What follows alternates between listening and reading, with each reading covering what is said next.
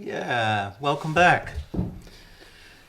It's right after the Prime Minister of Holland having a say on the rules and regulations of quarantine and self-quarantine. And I think, we're opening up a little again, which is nice. Um, uh, in fact, today I had a short interview with someone else, a journalist, about the new album, and he was wondering if I was to perform this one live with, in a club or somewhere. And I'm hoping we can, just like anyone else, because what I told him was that with my previous album, I was always very dependent on the guest singers doing their contribution and that it would fit their diaries. And usually they're booked ahead 2 years or something, so we never could do that. It was a logistical nightmare. But nowadays, if we're able to, as musicians, to perform again, I could perform tomorrow for you with the full album in wherever it would take us. Anyway, welcome back, or welcome for the very first time. This is the fourth in succession, and let me quickly chip in already what we feel we should say first off about this CD. Initially, it was digital only release, but now, due to modest public demand, it it's now possible to order your CD, and I'll tell a little bit about that later. It's free of charge, and in between the songs, I'll ask you for some more response about that one. I'll come back to that later on.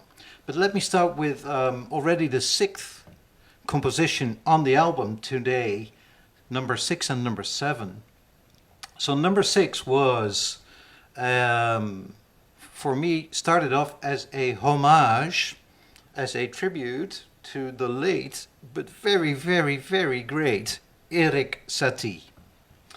Now, when I was reading about him, I saw that he was, in his time, was very modest, enigmatic. He was very eccentric, but he had such a small house. His Maison Melody was like one room, where he stacked 3 pianos above each other because there wasn't enough room, and that's where he made most of his work. One of the works he made wasn't only a musical composition, but also a conceptual idea. And that was a phrase he coined in English, furniture music, musique à meublement. And that consists of a few pieces where he said it's meant to be used when you're working in the house and people want to have some background music, etc. So there's lots of repeats in there. And in actual fact, that would be the predecessor of minimal music later on, like with Steve Reich and Philip Glass, etc., who made that more into a genre on its own. However, he started with that, and what I try to do is to open my composition with a kind of a tribute to the great man. I'll play it for you now, which was, chords similar to the ones he used, and then only for it later on to make it into my own composition. So the initial start is the tribute, and I'll play it now for you.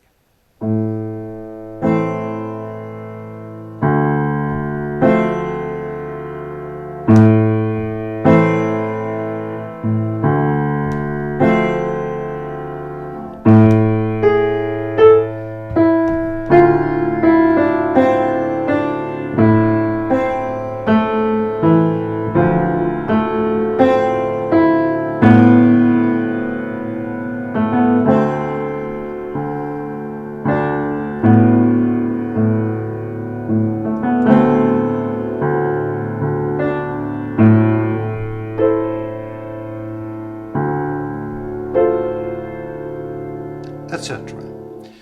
But, however, what he named furniture music was in his own lifetime never performed. It wasn't performed. It was more like an idea, a theory.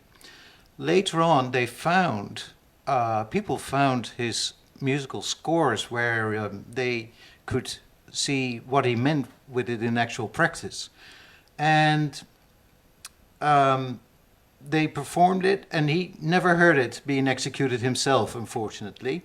But I'll play you a little snippet of it right here from my iPad. And after I've played it to you, which is worth a minute, I'll tell you what I did with that. So this is the original furniture music by Eric Satie, never ever performed in his own lifetime, but only later on. Here you go. Hopefully.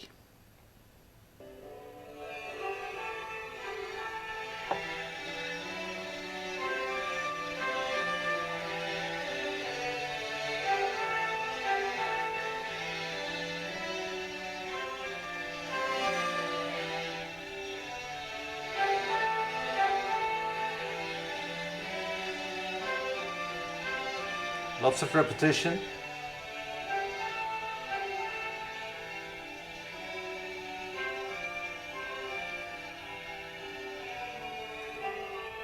Fade out.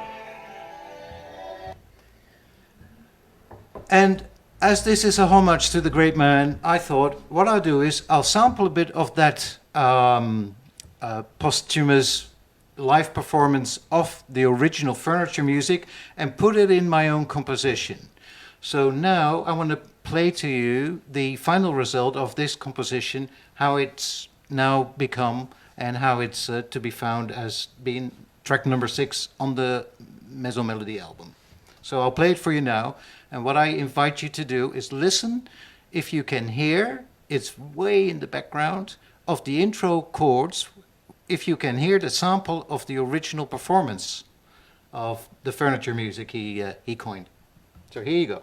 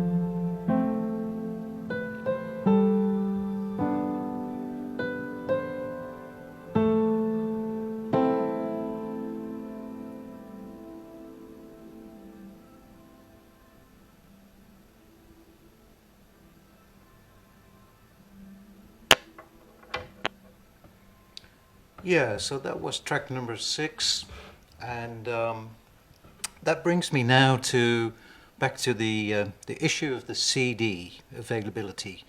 What we propose for you to do is, if you're interested in having one of the first 100 free CDs, free of charge, what we invite you to do is write a little email to the following email address. It's office@stephenemmer.com. office@stephenemmer.com. And if you fill in your contact details, your address, your postal address, that is, wherever in the world, we will send the CD to you as soon as it's available to us, able to send it to you. So again, if you want a CD for free, it's going to be best to send me an email to office@stephenemmer.com. And I'm saying sending it to me, but I'm not on my own. We're a whole team. So I want to now, just like a band would do during songs, I want to introduce the band to you. So next to me on the album, there were other performers invited by me. First of all, that is another pianist who's a classically trained pianist called Marcel Worms. And in fact, he lives 3 blocks away from here, as the New Yorkers would say. He's a nice, genteel man of a modest nature. He's very highly respected in the classical world, and he played a couple of the tracks, and I played a couple of the tracks on the album. I think 1/3 is his, and 2/3 is my playing. And next to that, we have a special lineup of 4 string players. 3 of them are from Holland. They're called the Westside Trio. Vera and Isabel and Annie.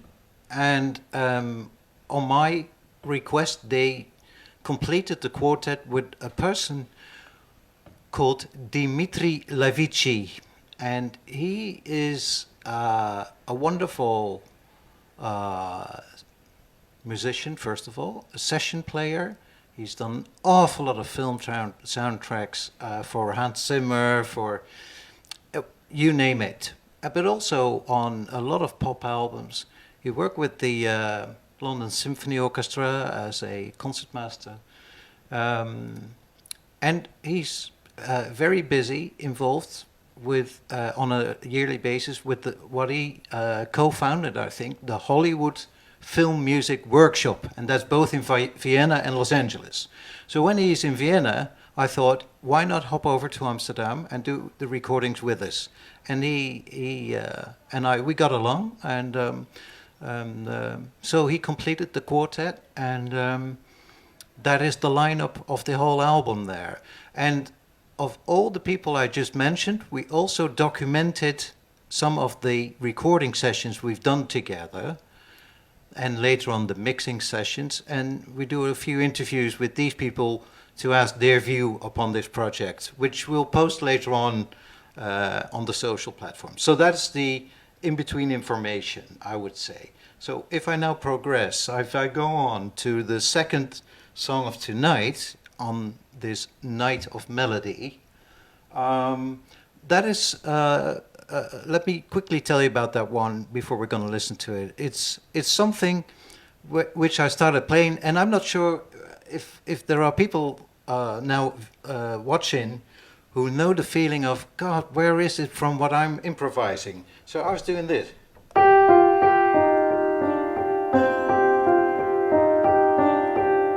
I thought, yeah, that's familiar. Probably, Bach. Retraceable Bach pattern. It's been used quite a lot in romantic music, but also in film and TV music. And then suddenly I remembered what I really loved was a piece by Maestro Ennio Morricone, who scored a TV series from Italy 20, 30 years ago called La Piovra, the Octopus. And he used that motif as well. but he transformed it into an organ motive. So what I thought was so clever about that was that makes it more, I would say, religious, Catholic, in his case, or in the TV series case. And so I thought, yeah, well, I'll use it in the middle of this one of my own, because I like to incorporate tradition. You know, I like innovation, and that's why I also do the sound design and the atmospherics and the sampling. But I also like clear melodies, accessible melodies, and some of the traditional motives of classical music. Who am I to, compete with that? So I incorporated that. And this is how I started going with that one. So it started off with that, but I thought we'll start differently. So I'll play you live now the sketch how this next song got started.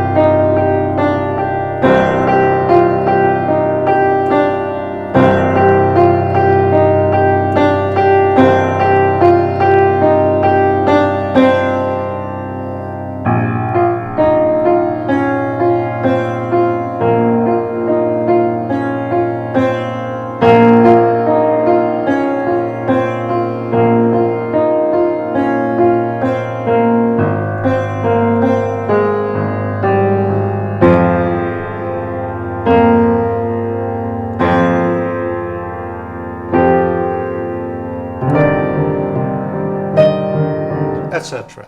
So that's how I incorporated that source of inspiration in a bigger composition, which isn't reminiscent of that period. I like to, I'm eclectic in my choices. So I once got a bit of on my previous album, Homeground. There's the title song called Homeground, of course, sung by Patty Austin. But I take great pride in it that I sort of combine an ABBA Waterloo type of octave piano motive in a soul song, like Ain't No Mountain High Enough. I like to make these weird combinations and then make it into my own and into a whole new type of song. So I'll play you that one now, which I've just sketched out to you. And let's have a listen to that one.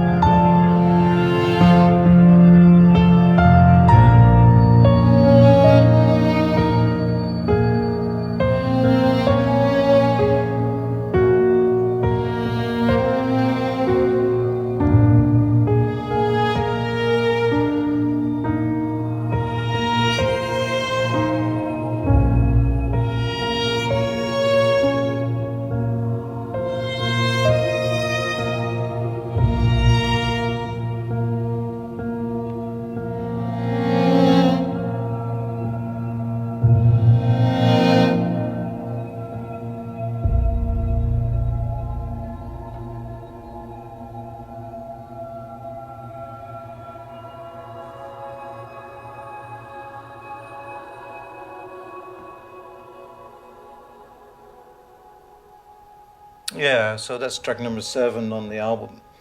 And what I feel is that I should now answer uh, a question of one of you, where you ask, what is the outro sound on track number 4? Well, I can explain that that was fun to make. That was an electric guitar, but I bowed it with a bow from a violin and fed it through all kinds of analog tape decks and reversed it and made a tape loop and then turned it into a very ambient atmospheric sound and then combined it with a few, I would say, distorted Gregorian chants, muffled, and then all cluttered into one sort of enigmatic fade out atmospheric element of that composition. So that's where that came from. Um, Let me just again say, if you're interested in a CD, I hate to be a salesman though, but by public demand, if you really want one, I'm happy to provide you with that. So what you have to do is send your request to office@stephenemmer.com. I'm starting to get into this type of thing now. And give us your personal details, like your home address, etc. Okay? So that's that one. We'll be here tomorrow again, normal time, 7:15. No Prime Minister interfering. I heard he's playing a bit of piano, but probably a bit more Schubert or something. What do you think? Brahms? Aimez-vous Brahms? So, as you might know, I always end the session with a quote by another artist. And this one tonight is, I'll read it out to you now. If anybody wants to keep creating, they have to be about change. This was being said by Miles Davis, you know, who was also nicknamed the Picasso of jazz because he had his different periods where he did hardcore jazz, bop jazz, he did funk, he did even pop music. Remember the Cyndi Lauper thing, time after time. But also he advocated that, you know, you have to challenge yourself as an artist to keep on not producing more of the same, the horse you know. It's too easy. And I fully agree and identify with that. So, you know, after this one, it might be that I'll be doing some sort of jazzotronic album. I don't know yet, but I'd like to tease myself in further developing myself as an artist. So this is the way I think I could do it. But I agree there with Miles Davis. All right. Well, we'll see 7:15 tomorrow if I'll do 1, 2, or 3 songs in one go. But I'll decide upon that tomorrow. One more thing before I go. I mentioned the lineup of the album, but I think I should mention you the Maison Melody team, because it's DIY, right? It's do it yourself. We do it fully independent, and we talk with America, with England, all from our Amsterdam offices. And therefore, I should mention the people who I've worked with together on the previous albums as well, where we produced it as a production company. And therefore, I should mention to you Connie Kemp. Thank you, Connie. Maarten Boesie. Thank you, Maarten. And we will be happy to, you know, to take it further from here. It be in the newspaper on Friday, Telegraph, that is, in Holland. It will be. I've done a few interviews now in England for, amongst others, BBC Radio. America is slowly developing. We'll have to see what's going to happen there. And if you feel that you would like the piano scores, they're available in PDF format. If you're a performer, I think one of the persons watching said to me, I can finish off that track. Okay, well, let me send the piano scores. Then I'd be sincerely interested in what other people would do with the same building blocks. It'd be really nice. Okay, dear people, this is it. I hope to see you tomorrow again. Thanks for watching, right? Thanks for your time. Take care, stay safe. Bye.